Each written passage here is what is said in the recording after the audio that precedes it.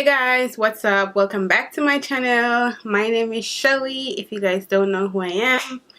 And I'm just gonna get right into the video. Probably should take my glasses off if it makes it less annoying. So, I'm opening up about something that has been bothering me for quite some time now. So, I don't know if you guys have seen my Dermacol video that I review the foundation and the by the way, that's the most traffic I've ever gotten on my channel in the 2.5 years that I've been on YouTube. And there's just been a lot of mean and hate comments on there that's really bothering me, in a sense to where it's affecting me personally, because it's something that I'm suffering with and I can't help it. But people are just saying that my skin is ugly, I'm ugly, blah blah blah. Like, I don't really care about people telling me that I'm ugly, because I know that I'm beautiful. But anyways, growing up my whole entire life, I've always suffered from abnormal period. Like, my period, let me take my glasses off because I hate when I can see the box lights in my lenses. But I've always have abnormal period. Ever since my period started, it will come and then don't come again for 6 months and then come back. And my mom was scared at one point because she thought that I was pregnant and all this stuff, and I wasn't. And she took me to the doctor on so many different counts, and they did all kinds of tests and told me that I was perfectly fine, that my period would come whenever it wanted to and all this stuff. I have 3 sisters by my mom. My dad had an outside child at the time, and out of all 4 of us, I'm like the only one that never really had much hair. My hair would grow to like a very short bump, and then it would stop and it would not grow anymore until it would just fall right off and then grow back and grow to that same length and then just do the same thing over again.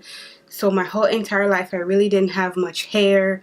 I had really bad acne, and up to this day, I'm 28 years old and I still suffer from horrible acne at times that I can never control. Like, this is the best my skin has looked in probably since I was a child. Like, I've tried so many. I went to the doctors, I went to dermatologists, I've tried tons of different skincare products, and Proactive worked for me at one point. I used Proactive for probably about 4 years on and off, because it will work when I first start using it, and then after like 2-3 weeks my skin would just go crazy and was like, Proactive wasn't doing anything for me anymore. So I had all of that, and I've always suffered from like a weight gain from eating like at home food that my rest of siblings were eating, my mom was eating. I've always suffered from not like crazy weight gain. I've never been over 200 pounds, but I've always been the kid that was like a little bit more chubby. I have an older sister that comes from a bigger breed that's a lot bigger than I am, but from my 2 sisters that we had the same dad, my older sister have another a different father. They're really small, and I was the one that was just like oversized, and my mom didn't understand why, but she was like, you're a kid, you'll grow it out, whatever. It never went away. I've suffered from so many different things. My hormone level would be so high, and I never really even knew that I was having hormonal issues. My mom would have to buy like really strong deodorant. I used to wear like a guy deodorant. That's what would control, like, you know, the odor that was coming from me. If I use a regular female deodorant, after like 5-6 hours it would not work any longer on me. Like, it was crazy.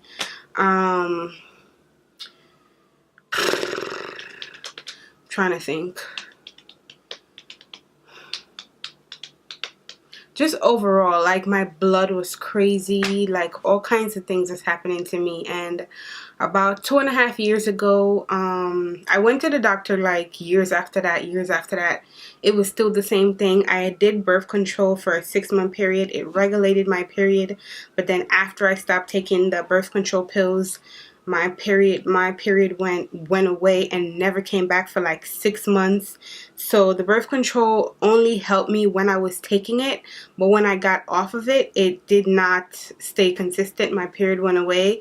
I did that twice, like a year after the other year, and it didn't work for me. So about 2.5 years ago, I went to the doctor, and because I'm married now, for those of you guys who don't know me. So my husband and I have been trying to conceive for about 8 years. We've only been married for 3 years, but ever since we met, we wanted to have a child together. Like I wanted a baby, he wanted a baby, so we're like, let's do it. I don't like to talk about this because every time I talk about it, I get emotional. I'm trying not to, but we were wondering what was the problem, so we started getting checkup. My husband started it first, and he went to the doctor basically to get like his sperm checked and everything, and all his results came back positive. He has very high sperm, so we knew that that wasn't the issue. The next thing was to deal with me. So I went to the doctor, we both got a physical, did blood work, everything came back normal, didn't have any kind of disease or anything like sexual transmitted diseases. I've never suffered from that, thank God. He's never suffered from that either, so we didn't have a problem with that. Then I had to go see my GYN. So I got a brand new GYN, never had her before. So went to go see her. I explained everything to her, and then she said, have you ever heard of a disease called PCOS? And I'm like, nope, never heard of it, never thought of it, never knew no one with it, nothing. Like I never heard of this disease before. So I was like, no. So she said, with all your symptoms that you're explaining to me and everything that you've been through, it sounds to me like you're suffering from PCOS, polycystic ovarian syndrome. I'm not going to diagnose you yet with the disease, but I'm going to send you to go get tests. So she sent me to go do 3 different tests. A mammogram, she did the pap smear right there, and she sent me to go do an ultrasound, and then she also sent me to another specialist that was supposed to check my tubes to make sure that my tubes weren't blocked or anything. So I did those 3 tests and then came back to her, and when all my results came in, she diagnosed me with the disease. So that's basically the disease that I'm suffering from, have been suffering from my whole entire life. Didn't even know that I had it. And yeah, so I started doing like crazy research, because if a doctor comes up to you and tell you that you have this disease, the first thing in your head is like, especially if you don't know what it is, you've never heard about it before, your first instinct is gonna be to go find out what it is. So I'm doing crazy research, and my doctor didn't say that I had to do anything like out of the ordinary. The only thing she told me that I need to lose weight. So probably like 3 months after that, I went back to her and I had lost 10 pounds because I was doing the research on my own. She didn't tell me about dieting. She didn't tell me about any of that stuff. So I was doing the research on my own and seeing that dieting plays a very big role when you have Pcos. So I dropped like 90% of all the sugar that I would normally eat, and I cut carbs out of my diet almost completely. So almost completely, I had no carbs, no sugar for an entire month, and I was working out a lot more than I usually would. So in 1 month, I dropped 10 pounds. That happened in 4 weeks. So dieting is very hard for me, especially with sugar, because I have a sweet tooth that I get very shaky when I don't eat sugar. So if like, I'm not talking about like fruits or anything that has natural sugars. Like I need to have my cookies, I need to have a candy, I need to have some kind of sweet to like help me control whatever's happening with me. So having Pcos and then having a sweet tooth is so bad because it affects it so horribly. But I needed to have that. But after about 3 months, I believe 3 or 6 months of just trying to control my dieting, I lost a little bit of weight, then I regained, and then lost a little bit, then I regained. But she was like, just continue to try and push yourself to lose as much weight as you can, but to help out with your fertility issues, I'm gonna put you on Clomid. So I had did a lot of research and knew that Clomid helps you to ovulate basically, but I needed something to help me control my blood sugar levels, my insulin levels. So I had mentioned to her that I think metformin would be a great idea, because I've seen so many people that, you know, metformin is for people that has diabetes, but it also helps us because our blood sugar levels are so high.